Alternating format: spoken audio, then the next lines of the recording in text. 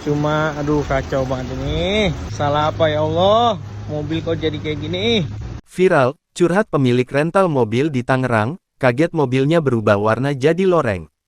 Tengah beredar video dan foto yang memperlihatkan curhatan seorang pemilik rental mobil yang unitnya berubah warna viral di media sosial.